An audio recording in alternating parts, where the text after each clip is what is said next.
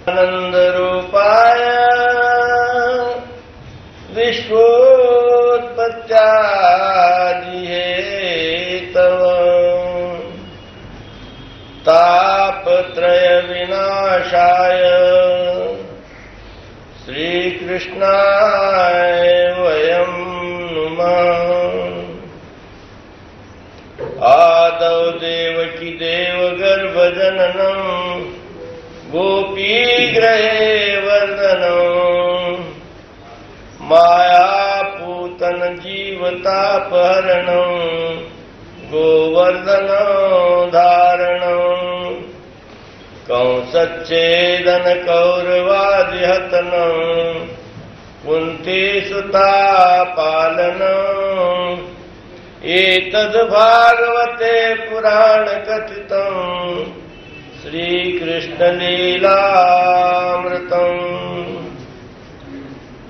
कृष्ण आज हम चर्चा करने जा रहे हैं गलतियां इंसान करता है, ऐसा संसार का नियम है। गलती करने के बाद में क्षमा याचना करें, दोबारा उन गलतियों को न दोहराएं। यदि बार बार गलतियों को दोहराता रहा तो उस क्षमा याचना का कोई भी अर्थ नहीं रहता। प्रायश्चित करना चाहिए। कपड़ा मैला यदि हो जाए तो उसको धोए बिना गति नहीं। यदि धोते नहीं कपड़े को तो पहनने के काम में नहीं आता। वैसे ही मानव तन के लिए प्रायश्चित का होना बहुत जरूरी है। आचार भगवान ने श्री चक्रधर महाराज ने सूत्र पाठ में आचार प्रकरण के अंदर 155 से लेकर के 176 नंबर तक 22 वचनों में इस गलतियों का वर्णन किया है। जो इंसान सहसा गलती कर बैठता है उसको पता भी नहीं चलता है कि मैं कहीं गलती कर रहा हूं, परंतु गलती हो जाती है।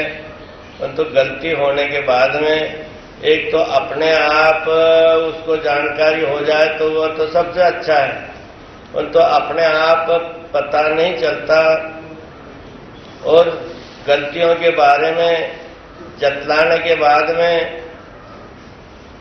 आगे उन गलतियों को की क्षमा याचना करके दोबारा उन गलतियों को न दोहराए, दोबारा उन बातों को सामने न आने दे। गलतियां कैसे होती है? मनुष्य सहज स्वाभाविक रपट पड़े कि हर गंगा, ऐसा ख्याल है संसार का बर्ताव।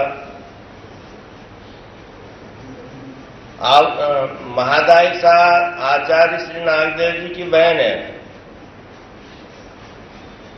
भगवान श्री चक्रधर महाराज को भोजन दिया जाता था। उपहार का स्वीकार करने के बाद में कुछ पदार्थ बच जाते थे तो वो सबको ग्राही ग्राही बांट दी जाती थी प्रसाद के रूप में। अब ये पता था माता ऐसा प्रसाद वितरण का काम करती थी, परंतु जो कुछ प्रसाद बचता था उसमें से आधा हिस्सा तो नागदेव को दे देती थी, आधे में ग्राही सबको देती थी। गलती होती है, एक न एक दिन उसका भंडा फूटता है। एक दिन उसके दिमाग में यह पश्चाताप हुआ कि मैं जो कर रही हूं तो यह कहीं गलत तो नहीं है। भगवान श्री चक्रधर महाराज से प्रार्थना करते, महाराज मैं इस प्रकार करती हूं कि जो आपका प्रसाद बचता है तो आधा तो मैं नागदेव को दे देती हूं और आधे में से सबको एक एक ग्राही देते हूं। उन्होंने, क्या मुझे पाप लगता है? भगवान ने कहा पाप वाली बात नहीं है। पाप तो तब लगता है कि किसी का दिल दिखाओगे तब। इसमें किसी का दिल दुखने वाली तो बात है नहीं, परंतु विषमता यह दोष है। अविधि होता है, भगवान कहते हैं पाप नहीं लगता, परंतु अविधि होता है। अविधि अविदिते प्रसवे। एक अविधि यदि हो जाता है जीव के हाथ से, तो दूसरी गलती फिर दोबारा, प्रसव का मतलब जन्म देना। एक छोटी गलती होती है पहले, फिर उसमें आगे चल करके बड़ी गलती हो जाती है। आज एक गलती होती है, कल दो गलती होगी। अविधि अविदिते प्रसवे। पाप नहीं होता, परंतु अविधि जरूर होता है। अविधि अविदिते प्रसवे। अविधि, एक अविधि दूसरी अविधि को जन्म देता है, या एक अविधि दो चार दूसरे अनेक अविधियों को आगे बढ़ोतरी करता है। अविधि तो पुरुष धर्मा पासो नहीं जाए। अविधि के द्वारा इंसान धर्म से गिर जाता है, अपने नियम कर्म से पीछे हट जाता है। इस वास्ते इस प्रकार की विषमता का व्यवहार भी नहीं करना चाहिए। विषमता किस वास्ते? हो सकता है कि महादाई सा का एक तो चाचे ताए का वो भाई लगता था, भाई की ममता बस वह दे देती थी, या यह समझ करके मान लो कि नागदेव सबके पीछे खाना खाता है, भूख लग जाती है, दो ग्राही खा लेगा तो पेट को आधार होगा, तो नहीं। उसके वास्ते दूसरा कोई उपाय करना चाहिए, जो समता का व्यवहार है, सबके वास्ते एक जैसा ही। अब और इसी परंपरा को लेकर के हमारे मार्ग के वास्ते जो भी कुछ बनता है रूखा सूखा, तो वही सब लेते हैं, उसी को अमृत समझ करके प्राशन करते हैं। अपने वास्ते अलग से नहीं पकाते। अलग से पकाना, अपने जीवन के स्वाद के वास्ते पकाना और खाना, दूसरों को छोड़ करके खाना, ये एक तो पाप।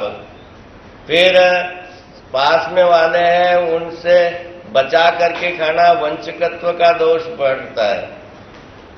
तो इस वास्ते कोई भी साधक जिसको परमात्मा के प्रति स्नेह है, प्रेम है, वो कभी भी भूल करके भी ऐसा काम नहीं करता। यदि कोई करता है तो उसकी गलती है। तो इस प्रकार गलती करना नहीं चाहिए। भड़गांव में भगवान का निवास था, भगवान उपदेश कर रहे हैं। उधर से एक लड़की पानी लेने जाती है नदी के ऊपर। वहां पर भगवान के सामने खड़ी रह करके हाथ जोड़ती है, फिर आगे बढ़ती है, दोबारा आती है, फिर नमस्कार करती है। भाई साहब प्रसाद बांट रही थी, सबको जो मात्रा दी प्रसाद की, उस लड़की को उन्होंने थोड़ी मात्रा कम दी। भगवान कहते हैं कि तुम हमारे क्या लगते हो और ये क्या नहीं लगती। सबको एक जैसा बर्ताव करना चाहिए। तो यह अविधि होता है। देते वक्त जी जो साधक है प्रसाद बांट रहा है, तो कहीं जान पहचान का समझ करके मुट्ठा भर के न ठोक, किसी को कम और किसी को ज्यादा देना, यह अविधि होता है।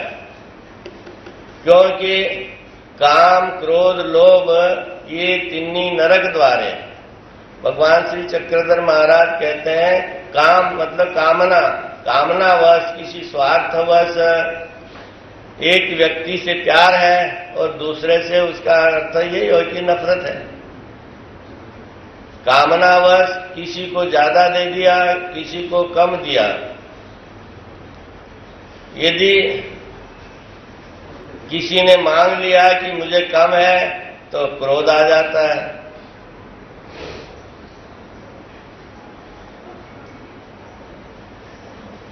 मिल गया तो ठीक है, नहीं मिला तो गुस्सा आता है। तो काम, क्रोध और लोभ ये तीनों भाई भाई समझ लें। धर्म में जिसने प्रवेश नहीं किया, फिर अन्य की गिनती उन्होंने 7 करवाई है।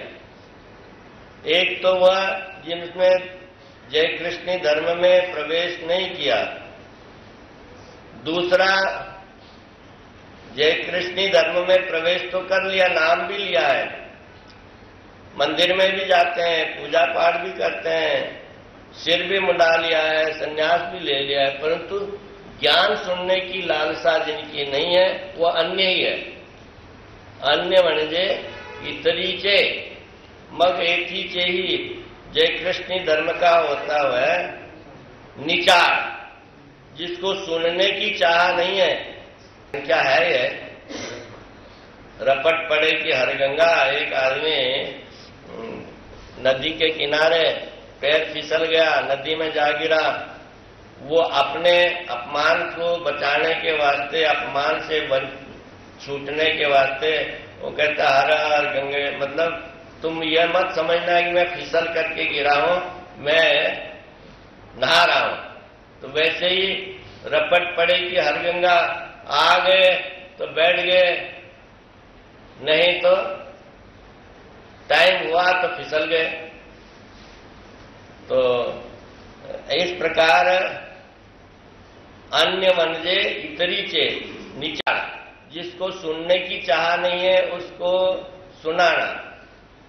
स्वाभिमानी, ये बाबा जी ने क्या बताना, मैंने सब कुछ पढ़ रखा है, अमुक पुस्तक पढ़ लिया, तमुक पढ़ लिया, मैं सूत्र पाठ जानता हूं, मैं दृष्टांत भी पढ़ा हूं, तो मैंने आचार पढ़ लिए, विचार पढ़ लिए, बाबा जी ने आज कौन सी नई कथा सुनानी है, ऐसा समझ करके उसके तरफ लापरवाही करना।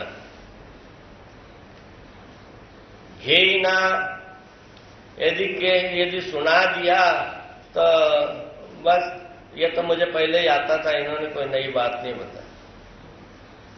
घेना, जो अर्थ उन्होंने बताया, कहते ये अपनी मर्जी का बता रहे, इन्होंने कोई ठीक अर्थ नहीं लगाया। भोकीना, यदि सुन लिया, अच्छा जी वचन तो बताया, अर्थ भी बताया, परंतु उसका मनन नहीं करता। यदि याद भी कर लिया तो अनुष्ठान नहीं करता। जैसा उन्होंने बताया कि इस प्रकार सुबह जल्दी उठना चाहिए, भगवान का नाम स्मरण करना चाहिए, सात्विक समय के अंदर परमेश्वर का वास होता है, देव हृदयासी।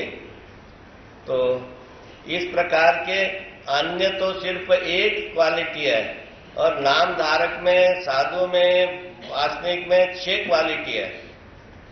जय कृष्ण होते हुए भी जय कृष्ण नहीं अन्य है, ऐसा हमारे शास्त्र का कहना है।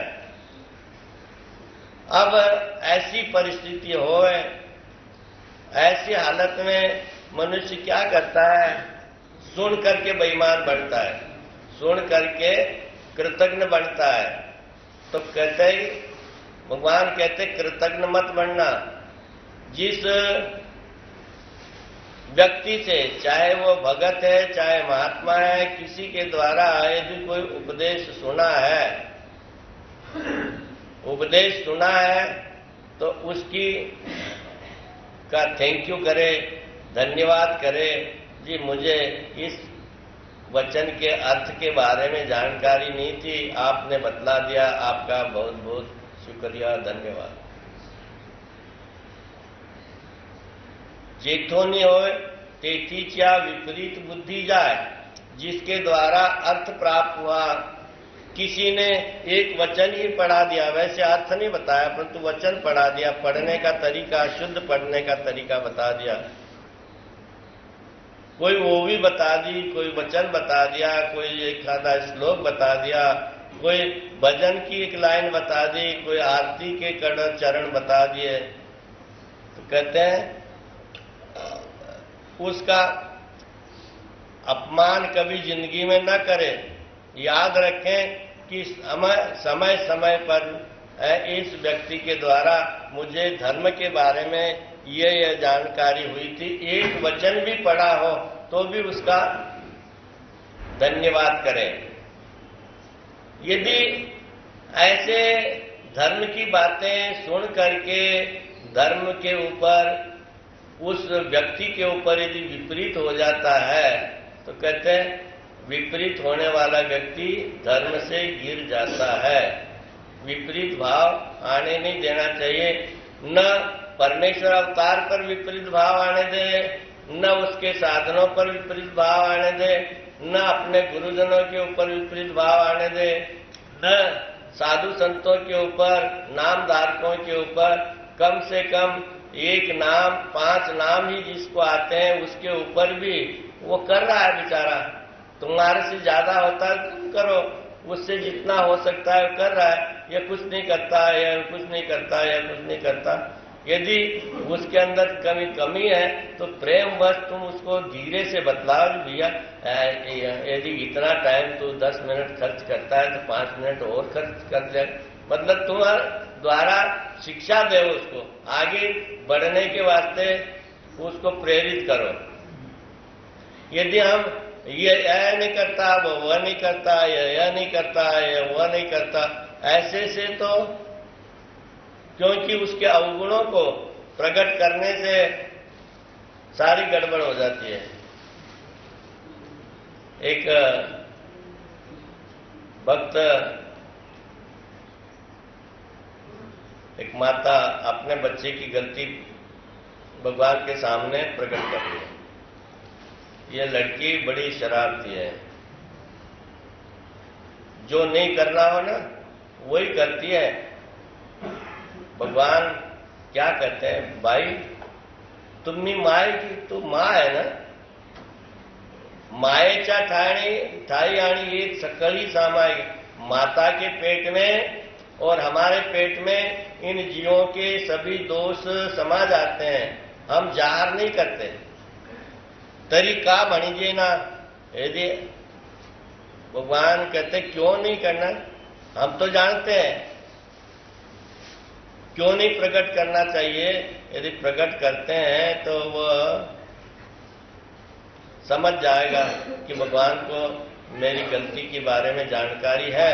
तो वो जो दर्शन के वास्ते आकर के, एक दर्शन से पाप घटता है, दूसरे दर्शन से और पाप घटते हैं, और बार बार आने से, बार बार दर्शन करने से, बार बार नमस्कार करने से, बार बार धर्म वार्ता सुनने से एक एक पाप की खात्मे होती है, एक समाप्ति होती है।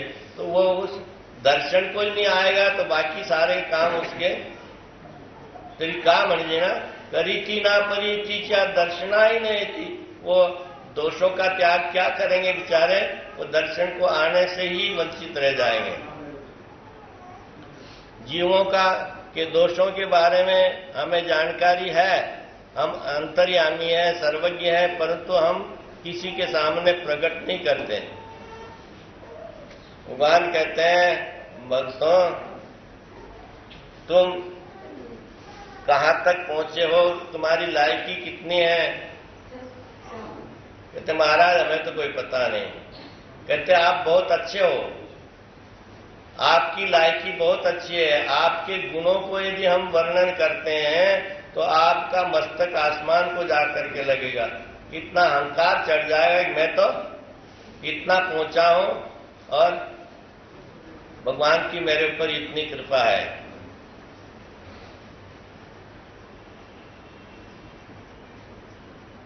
एक बात तो हो गई गुण की, वैसी दोषों की बात भी यदि हम जाहिर कर दें कि तुम्हारे अंदर इतने इतने पाप भरे पड़े हैं तो तुम पेट में चूरियां मार मार करके मर जाओगे, जिंदे नहीं रहना चाहोगे कि मेरे अंदर इतने पाप हैं।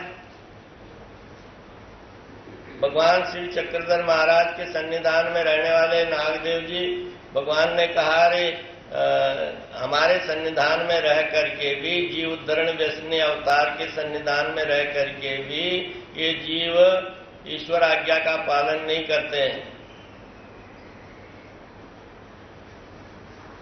कोई जीव कृतज्ञ है, कोई निंदक है, कोई काम से में फंसा है, कोई क्रोध में फंसा है, कोई लोभ में फंसा है।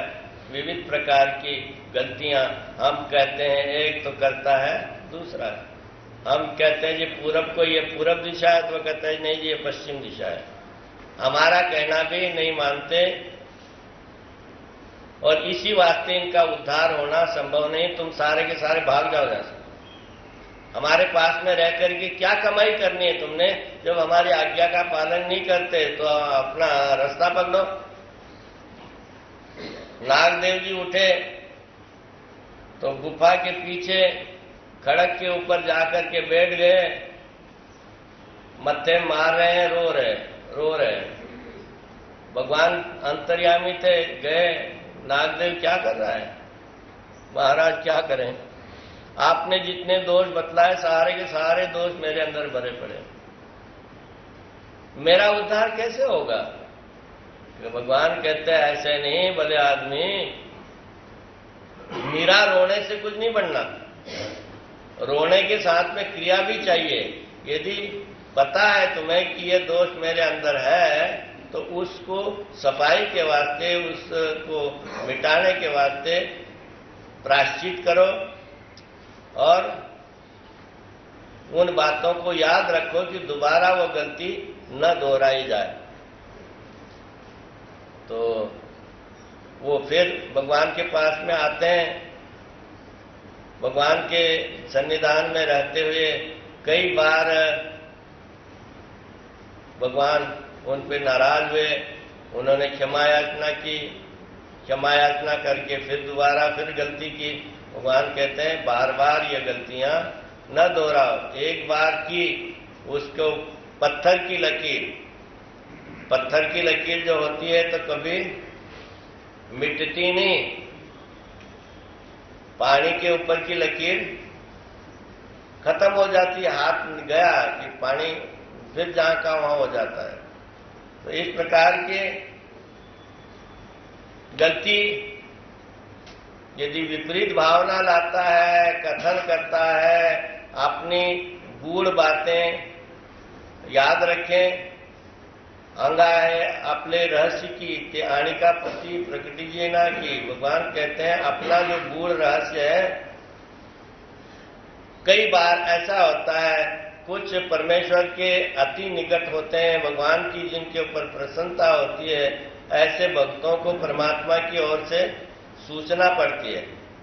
स्वप्न और सूचना दो प्रकार होते हैं इसके।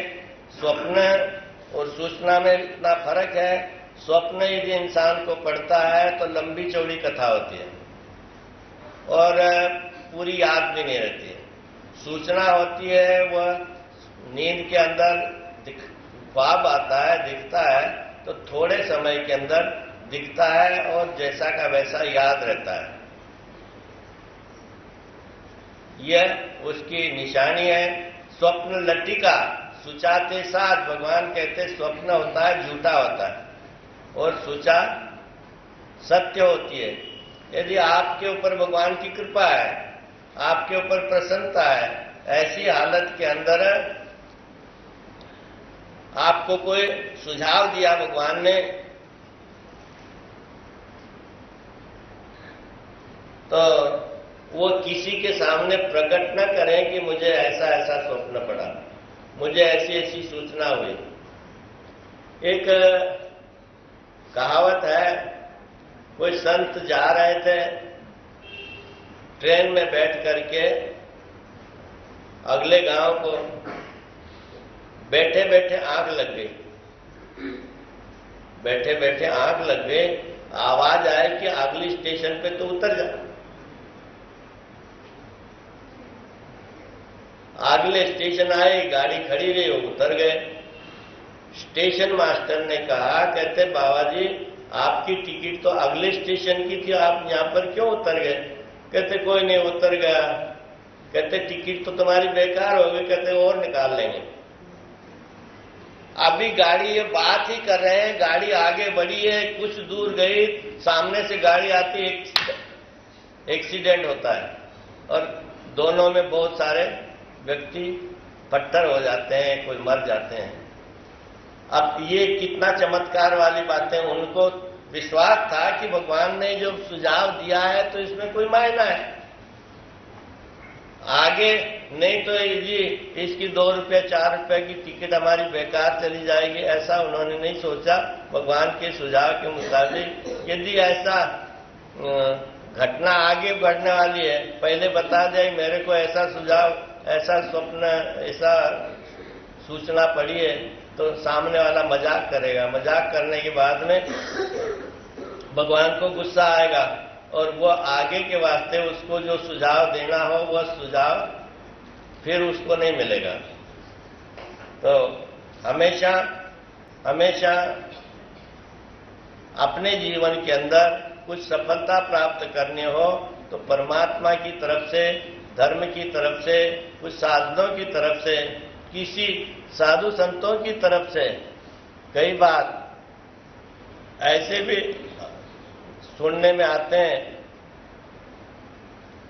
कि किसी दुखी सुखी व्यक्ति ने किसी साधु महात्मा के पास में जाकर के नमस्कार किया, उन्होंने भगवान ठीक करें, वो उनके शब्द कहने के कुछ ही देर में अनुभव हुआ कि ठीक ही हो।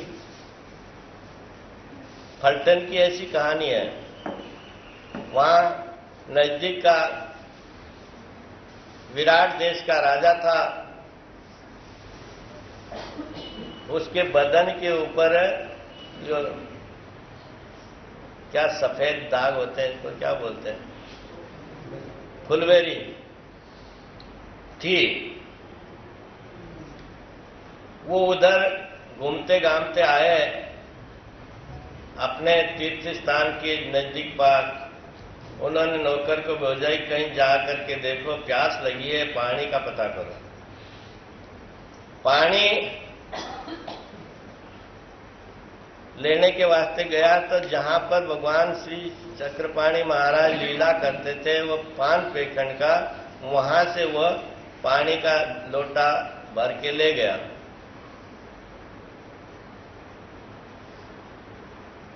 ले गया तो राजा ने हाथ धोया पहले और चुल्ली की और पानी पिया। तो जहां जहां पर पानी लगा वहां का वह सफेद दाग खत्म। उसी वक्त मुंह के ऊपर का कहते भैया, नौकर को कहते ये पानी कहां से लाया? कहते जामू का मुख जगह जहां पर छप्पर है वहां पर से लाया। वो आया, पानी और निकाला, सारे बदन के ऊपर उसने कोड़ उसका खत्म हो गया। उसने वहां पर बड़ा भारी आलीशान मंदिर बनाया, श्री कृष्ण मंदिर के नाम से प्रसिद्ध है। आगे आज भी उस जगह पर फलटन का यह महात्म है कि वहां पर कोड़ी लोगों की जमात रहती है, जो ठीक हो जाते हैं चले जाते हैं। वहां पर और कुछ नहीं है, इलाज तीर्थ का महात्म कि वो पत्थर, बड़े बड़े पत्थर, उसके अंदर ना वो अपना अंगारा जो धूप दिखाते हैं वो डालते हैं और वो चरनामत डालते हैं, उसको खल करते हैं और जहां जहां पर तकलीफ होती है वहां पर लगाते हैं। वही मल्लम है उनकी, ठीक हो जाते हैं। कई लोग वहां पर ठीक हुए हैं और आज भी वो वहां का परंपरा। यदि जिसको विश्वास हो तो उसको ये बात बता दे तो वो मानेगा, और जिसको विश्वास नहीं है उसको महात्मा का योग नहीं आया तो ये अफसोस करें, क्या करें, बेचारा सारी जिंदगी किया तो मरते वक्त उसको प्रायश्चित भी नहीं हुआ। मतलब प्रायश्चित नहीं होने का अफसोस प्रकट करते हैं। एक आदमी नया भी हो, कुछ ही दिनों हुए, संन्यास लिया है और मरने के पहले कोई साधु महात्मा का आगमन हुआ, उसने विधिवत प्रायश्चित कर लिया। कहते ओ प्रायश्चित हो गया तो उसके बाद में मृत्यु आई है, ये उस बात की प्रायश्चित जो करके मरता है उसकी सुनने वाले को खुशी होती है, और जो बहुत कुछ कर बैठा और अंत समय में, क्योंकि अंत मतासो गता, अंत समय में जो प्रायश्चित का विधि करता है, क्षमा याचना करता है, तो आगे के वास्ते उसका रास्ता खुल जाता है। और जो प्रायश्चित नहीं करता तो उसको वो गलतियां यदि की होती है इस जन्म के पिछले भाग में या इस जन्म पिछले जन्म में की हो, तो भी मृत्यु के समय, क्यों अभी मैं इधर शालीमार बाग में अभी परसों गया था, किसी भक्तानी ने बुलाया। पिछली बातें कैसे याद रहती है? बड़े भगत हंसराज जी बुद्धिराजा, उनके घर से माता करतार देवी, उन्होंने भी संन्यास लिया। वो अहमदनगर में रहते हैं, ये अपने घर पर ही है। अब उम्र ज्यादा हो गई है तो शरीर थका हुआ है, तो हम एक कमरे में बैठे थे तो आवाज आ रही थी। आवाज आ रही तो क्या कह रहे हैं हमारी तो किसी की समझ में नहीं आ रहा था। मैंने पूछा ये क्या बोल रहे? कहते हमारी भी समझ में नहीं आता, पहले बोलते थे तो समझ में आता था, अब उम्र बीत गई है। और वो लड़के का नाम लेते हैं, श्याम श्याम।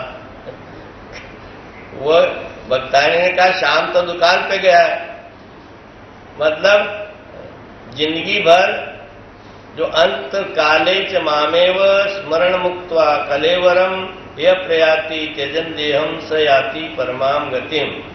जिंदगी भर इंसान जिन जिन बातों की याद करता है, अंत समय में वही बातें सामने आती है, वो वही गति होती है। अंत काले च मामेव स्मरण मुक्त्वा कलेवरम, वैसे परमात्मा का नाम स्मरण करते हुए यह नश्वर शरीर का त्याग करता है।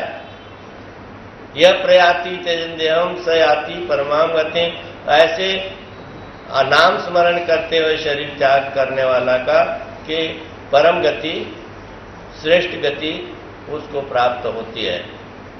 परंतु भगवान ने फिर उसको दोहराते हुए स्पष्ट करते हुए कहा है कि ऐसा मत समझ लेना कि अंत समय में नाम स्मरण करने से सद्गति होती है, क्योंकि जिंदगी भर तुम जो भी करोगे, मरने से पहले जितना पाप करना हो उतना कर लो, बाकी अंत समय में नाम ले लेंगे। कहते यम यम वापी स्मरण भावम त्यजन्ते कलेवरम तम तमे वेति कौन्तेय सदा तत् भाव भाविता। जिंदगी भर जिन जिन बातों को याद करता है, अभी जो भगत जी का बताया कि वह बच्चों से ज्यादा ममता होने से श्याम श्याम श्याम, दूसरे बच्चों का नाम नहीं, तो वह बेहोशी में है परंतु नाम ले रहे श्याम। हम कहेंगे श्याम भगवान का नाम लेते, श्याम उनके लड़के का नाम है, इस वास्ते बच्चे का नाम। यम यम वापी स्मरण भावम त्यजन्ते कलेवरम तम तमे वेति कौन्तेय सदा तत् भाव भाविता। जिंदगी भर जिन बातों को याद करता है, जिन बातों को दोहराता है, जो कुछ कर्म करता है, मन में जो सोचता है, वाचा से जो बोलता है, शरीर से जो करता है, वही अंत समय में भी उसी की याद आती है, उसी का स्मरण होता है। इस वास्ते आप लोगों ने अनुभव किया होगा कि आप लोग जाते हैं, मंदिर में जाते हैं, जो भी महात्मा होते हैं तो क्या कहते हैं, दंडोत पूजा के आगे डालते हैं, उसके बाद में है किसी को याद? दंडोत डालते साधु महात्मा को, बाबा माझा प्रसव मोड़ा। मैं ठीक है, ठीक नहीं ना, प्रसव मोड़ा ऐसा नहीं कहते, कहते हैं बाबा माझा प्रसव मोड़वा, मेरा प्रसव मोड़ा। मोड़ने का काम तो भगवान ने करना है, मुड़वा, प्रसव मुड़वा मतलब भगवान से प्रार्थना करके भगवान की आराधना करो। आप भगवान के नजदीक हो, भगवान के चौकीदार हो, भगवान की प्रार्थना आप यदि करेंगे, मेरे लिए प्रार्थना करेंगे तो परमात्मा अवश्य खुश हो जाएंगे और मेरे जो दोषों का क्षालन उनके द्वारा, उनकी प्रसन्नता से हो सकता है। कार्यक्रम करते हैं, शिविर लगाते हैं, लास्ट में प्रायश्चित का विधि रखते हैं, क्योंकि एक दूसरे के पास में उठने बैठने से, देने लेने से, बोलने चलने से कुछ गलतियां हो ही जाती है। अब हो जाती कैसे? कल ही मैं बाहर निकला, बाथरूम तरफ जा रहा था तो चप्पलें गायब। मैं इधर उधर टटोल रहा तो जो भगत लेके गया तो कहते तुम्हारी है, मैं क्या, कहते सॉरी, बस हो गया। अरे पुराने समय में हमारे साधु महात्माओं की ऐसी परंपरा है कि मार्ग में रहते हुए दूर दूर चलना, किसी की चप्पल को पैर नहीं लगाते थे। यदि गलती से कहीं पैर लग गया और जिसके चप्पल है वो तो बंदा है नहीं सामने, फिर चप्पल वाले को ढूंढना, पूछना चाहिए ये चप्पल किसकी है। जब पता चल गया कि अमुक महात्मा की है तो उसके सामने लेट करके दंडोत डाल करके प्रायश्चित करना कि आज चप्पल को पैर लगा, कल उसके कपड़े को पैर लगेगा, परसों उसको ठोकर लगेगी। दुख नहीं होगा, क्योंकि प्रसव जब बढ़ता जाता है तो एक से एक बढ़ करके, आज शुरू में बच्चा स्कूल में जाता है तो क्या पढ़ता है? 12 खड़ी स्वर व्यंजन पढ़ता है, आगे चल करके वही बड़ा डॉक्टर और लेक्चरर बन जाता है। तो आगे उसकी वृद्धि, जैसे कार्मिक क्षेत्र में जैसे वृद्धि होती है, वैसे पाप के क्षेत्र में भी वृद्धि होती है। जितना जितना आगे बढ़ता है, यदि प्रायश्चित नहीं करता और प्रायश्चित कर ले तो याद नहीं रखता, तो उसकी दुर्गति, उस कर्मों की जो वृद्धि होती है, उन वृद्धि से बचने के वास्ते प्रायश्चित का विधि सर्वापेक्षा अधिक महत्व का है।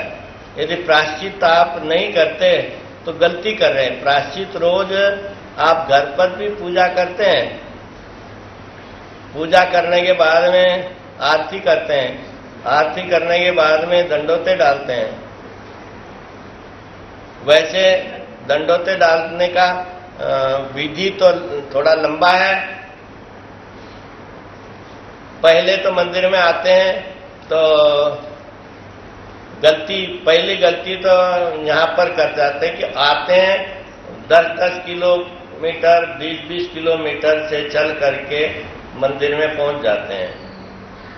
मंदिर में पौड़ियां चढ़ते हैं, पौड़ियां चढ़ते हैं तो अंदर आ जाएंगे। अंदर आओ, पहले आओ चाहे बाद में आओ, पूजा के आगे मत्था टेको, उसके बाद में धीरे से चल करके जो जो महात्मा जहां जहां पर है तो दंडवत प्रणाम दंडवत, एक एक को अलग अलग दंडवत डालो। वो नहीं होता, पौड़ी चढ़ेगा तो जैसे तेली का बैल घूमता है ना, दंड मतलब वो भी दिल में बस हो गया। अरे जहां पर जड़ापेक्षा चेतन हो, स्थान पूजा प्रसाद की अपेक्षा साधु महात्माओं की महत्व, क्योंकि यहां पर प्रसाद के अंदर प्रसन्नता होती है और ज्ञानी के अंदर ज्ञान ये जो शक्ति होती है, ज्ञान हा ईश्वरी चांस तो जे थसे तो साव्याचित। और जिस व्यक्ति के अंतःकरण में ज्ञान का प्रकाश है वो व्यक्ति महान है। तो साधु महात्मा का कितना आदर होता है। मैं अधिकतर नाम मात्र होंगे जो अलग अलग जाकर के दंडोत डालते हो, दंडोत करते हो, नहीं तो सीधा सुपर फास्ट गाड़ी, क्योंकि इधर अपना नंबर फिर पूजा में लगता है कि नहीं, मूर्ति नमस्कार करने में लगता है कि नहीं, देर हो जाएगी। जाते वक्त भी वही भगदड़ होती है। तो जो मैं कह रहा हूं कि ऐसी गलती थोड़े से के वास्ते 2 मिनट में कोई फर्क नहीं पड़ना। जहां 10-10 20-20 किलोमीटर चल करके आ जाते हैं, तो वहां पर एक एक व्यक्ति का, एक एक महात्मा का महत्व समझते हुए प्रत्येक को अलग अलग दंडोत करो, तब तो बात, ऐसे करने से कुछ नहीं मिलता। वो किसको मिला, ऐसे चक्कर मारा, किसको, कौन उसका जिम्मेवार कौन है? दंडवत के कितने प्रकार है? दंडवत 4 प्रकार के होते हैं।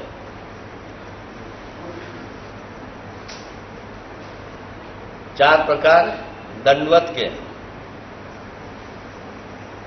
उत्तमो दीर्घ दंडम च, उत्तम प्रकार दंडवत का है साष्टांग लेट करके। यदि आप आते हैं यहाँ पर और समय नहीं मिलता दंडोत डालने का, तो बाहर बरामदे में जाकर के दंडोत डालो। 5 नहीं डाले तो 2 ही डालो, 1 ही डालो, परंतु लेट करके दंडोत डालना चाहिए। ये उत्तम प्रकार है दंडवत का। मध्यमम पाद वंदनम, मध्यम प्रकार आप हाथ में लेकर के नमस्कार कर रहे हैं, पूजा। वैसे कोई साधु महात्मा बैठे तो पैर को हाथ लगा दे, कोई पाप नहीं। कई लोग समझते पैरों को हाथ लगाना, और खास करके कुछ सुधारवादी व्यक्ति कहते जी औरतों ने तो साधु महात्माओं को पैरों को हाथ नहीं लगाना। अरे क्यों, पराया पुरुष। अरे पागल के बच्चों, तुम्हें यह भी पता नहीं कि महात्मा पुरुष नहीं है, महात्मा तो संत है। माँ बाप के पैरों को हाथ लगाने में शर्म नहीं आती, तो साधु के पैरों को हाथ लगाने में थोड़ा शर्म आनी चाहिए। मध्यमम पाद वंदनम, मध्यम प्रकार है, पैरों को छूना।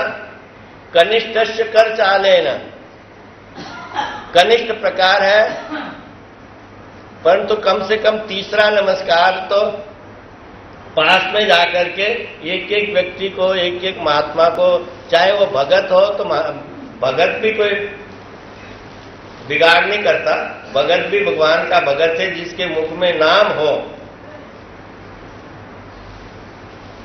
वाक दंडम निर्फलम, 3 दंडवत का तो फल मिलता है। लेट करके करते हैं तो भी मिलता है, नमस्कार करते हैं वैसे हाथ लगा करके या हाथ जोड़ करके।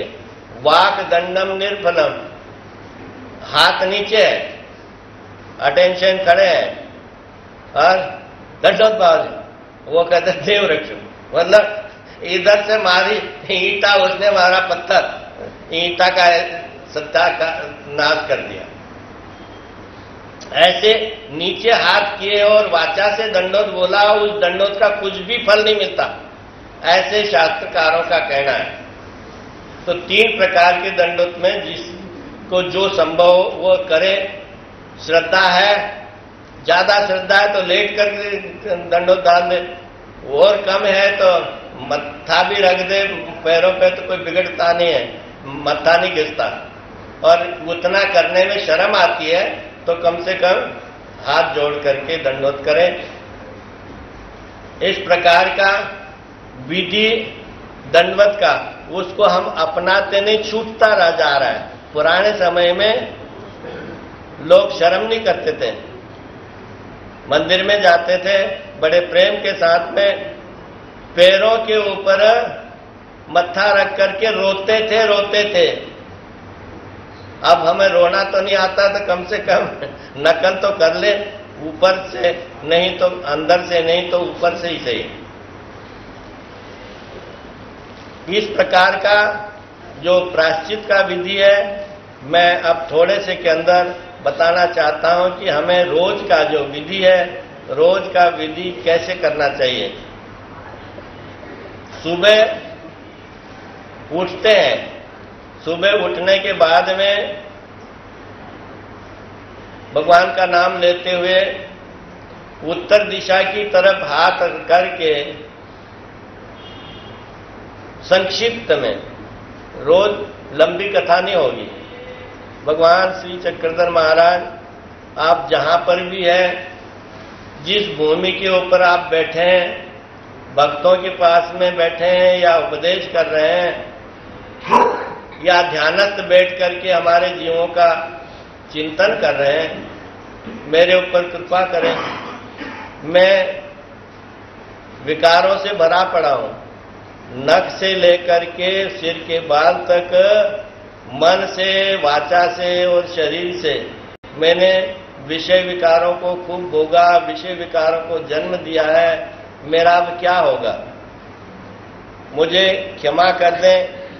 वैसे ही आपको छोड़ करके मैंने विकल्प का आश्रय लिया, देवी देवताओं के दर दर के ऊपर भटकता रहा,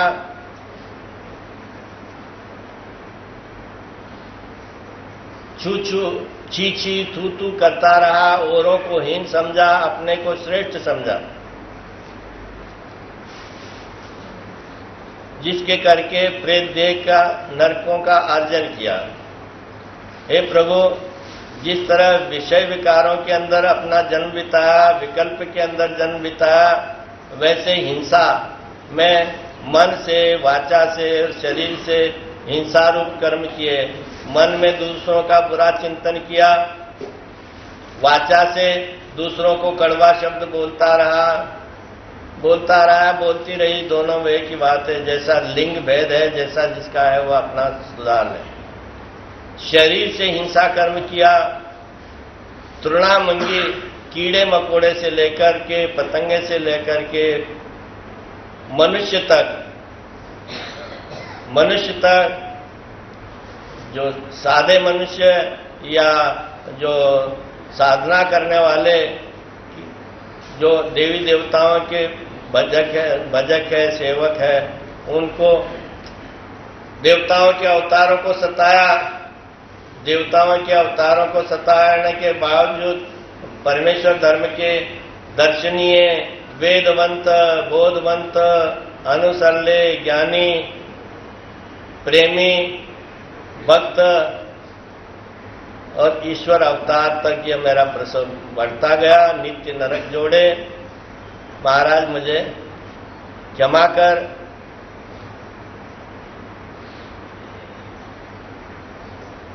मैंने पात्रों के क्षोभ जोड़े, देवताओं के क्षोभ जोड़े, भूत प्रेतों के क्षोभ जोड़े,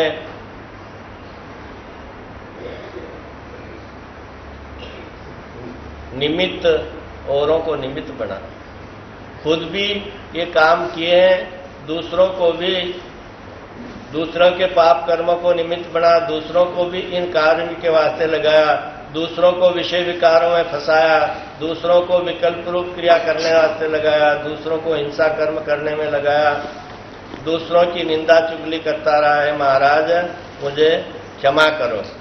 इस प्रकार की शारीरिक, मानसिक और वाचिक जिन जिन बातों के बारे में मुझे जानकारी है, मैं सच्चे दिल से प्रकट होकर के नम्रता पूर्वक आपसे प्रार्थना करता हूं। आप माता पिता है, दयालु है, मयालु है, कृपालु है, कलवालु है। मैं अनादि काल से इन पापों दोषों से भरा पड़ा हूं। अविधि से, अनिष्ट से, मति त्रय से, विकल्प से, हिंसा से, निंदा चुगली से, औरों का अपमान करके, औरों की निंदा चुगली करके असंख्य पापों का भंडार में हूं। पत्थरों के, पहाड़ों के पत्थर गिने जा सकते हैं, परंतु मेरे पाप गिने नहीं जा सकते। ऐसी पोजीशन के अंदर आप दया के सागर हैं। जिस तरह एक माचिस की तिल्ली लगा करके घास की ढेरी को क्षण मात्र में वह जला करके भस्म कर देती है, वैसे आपकी कृपा दृष्टि यदि हो जाए तो मेरे सारे पाप कर्मों का सत्यानाश क्षणों में हो सकता है। मुझे और कुछ न दो, मुझे और कुछ नहीं चाहिए। आपने बहुत कुछ दिया है, मुझे अपने चरणों में स्थान दें, मेरे ऊपर कृपा दृष्टि डालें, ताकि मेरे समस्त पाप कर्मों का क्षालन हो। इस प्रकार की ये तो नाम मात्र, जो जिसको आता हो, जिससे कोई गलती हुई तो उनको दोहराते जाए। यदि किसी को धोखा दिया है, किसी के पैसे चुराए हैं, किसी का विश्वासघात किया है, तो उन बातों को भगवान के सामने तो सुबह उठ करके यही प्रार्थना करनी है, शाम को सोते वक्त फिर ऐसी प्रार्थना कर, पता नहीं सुबह होगा कि नहीं। सुबह हम उठ करके फिर दुनिया को देखेंगे कि नहीं, या दुनिया हमें देखेगी कि नहीं, ऐसा विश्वास करते हुए प्रायश्चित विधि अपनाएं। और इस प्रायश्चित विधि का जो विधि है रोज रोज रोज रोज करते रहें, अपनाएं। और फिर जो गलती एक बार दोहरा दी, दोबारा फिर वो वापस होनी नहीं चाहिए। श्री गोपाल कृष्ण।